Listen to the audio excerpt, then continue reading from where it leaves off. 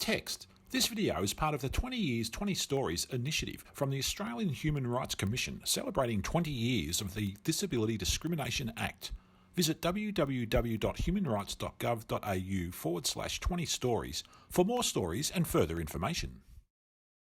Text. A Belonging Matters production. Text. Title. Can you believe it? Text. Dee was born in 1984. This is her story about having the same opportunities as other citizens while living with a dual disability. Peter, Dee's father, with photos of Dee as a baby and as an infant on the beach. The paediatrician said that she had ataxic cerebral palsy mild, that she had a lot of intellectual delays as well, and that she would probably never read or write and all that sort of thing.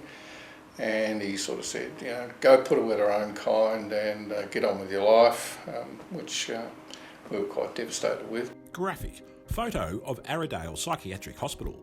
Text. Arradale Psychiatric Hospital, Ararat, Victoria, closed 1998. In 1988, approximately 8,800 Australians with an intellectual disability were living in institutions. D. Okay, I'll tell you.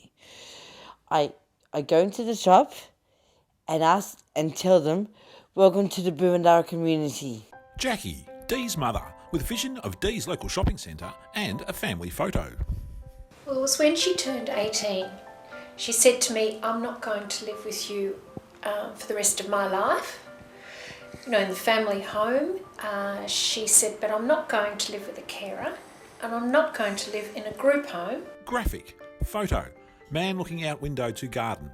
Text. 4,590 people in Victoria live in shared supported accommodation. 1,265 are on the waiting list. Jackie. And I'm not going to live with another person with a disability. And I thought, what alternatives do we have? And I said, well, what do you want to do? And she said, I want to live in a normal place with other people just like my brothers do. D. Brilliant, absolutely brilliant for my independence. Peter, with montage of Dee walking in her local shopping centre and interacting with shop owners.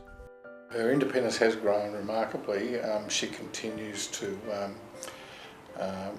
move around the community in Glenferrie Road. She's in a lot of the shops. Everyone knows her very well. She's very comfortable. Montage of Dee interacting at the delicatessen, the chemist and at the gym. You turned 31 this year. Yes. Can you believe it? Can you believe it? What's the date today? 20th of the 11th, which I cannot believe that. Can you? I can't believe it. G'day there. Hello, Diesel, how are you? Good, thanks, and you? Good. Ready for a big session? Sure am. Let's rock and roll. England, Australia, England, Australia. Speed those legs up, speed those legs up. Well done. Peter, with montage of Dee at home interacting with her housemate, Jade. She's gained admiration of the people that have lived with her, and I think they, most of the time, enjoy being with her.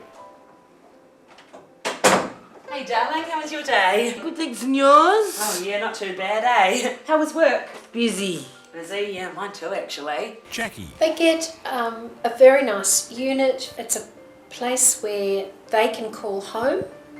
It's just a normal situation of sharing a place together. Interview with Jade, Dee's housemate.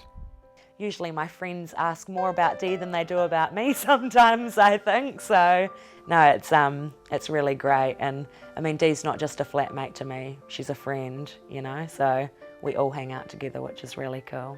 Jackie, with montage of Dee performing her roles at work in the local cafe. How important is it for Dee to work? Very important. Again, she models her life on what her brothers do. And she said she just wanted a job like her brothers. Interview with Deb Rouget, CEO, Belonging Matters. When I first met Dee about 10 years ago, she'd just left special developmental school and she had this passion for her local community. However, most of the services that were offered to her were going to segregate her from her local community, and basically she'd be in congregate care with other people with a disability.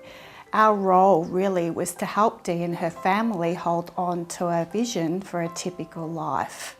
and to create the supports that would enable that to happen. Montage of Dee and housemate, making the bed and doing the washing. I'll do this end, you do that end, okay? Yeah, sure thing. Alright, that's great, Dee. Next one. Interview with Jo, Dee's support worker. Dee has grown in confidence to the extent where she is happy to stay in the flat by herself at times.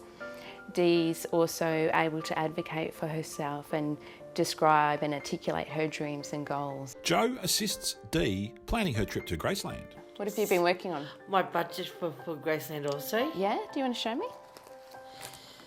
This is for 18 days, right? Yeah. From Melbourne to LA. Yeah. And then you've got to get another flight from LA. Another flight from LA to Memphis. Deb, with montage of Dee out and about in her community. When you look at Dee's life, she doesn't just access the community, she actually belongs to the community, and you can see that through the relationships that she has. I think not only does the community bring out the best in Dee, but she brings out the best in community. Jackie. I guess just to live a happy, fulfilling life, whatever form that might take. And to get overseas to Graceland. Dee, with portrait of Elvis Presley. What's the best thing about Elvis? He's a bit of a spunk. What about his music? And his music and his movies.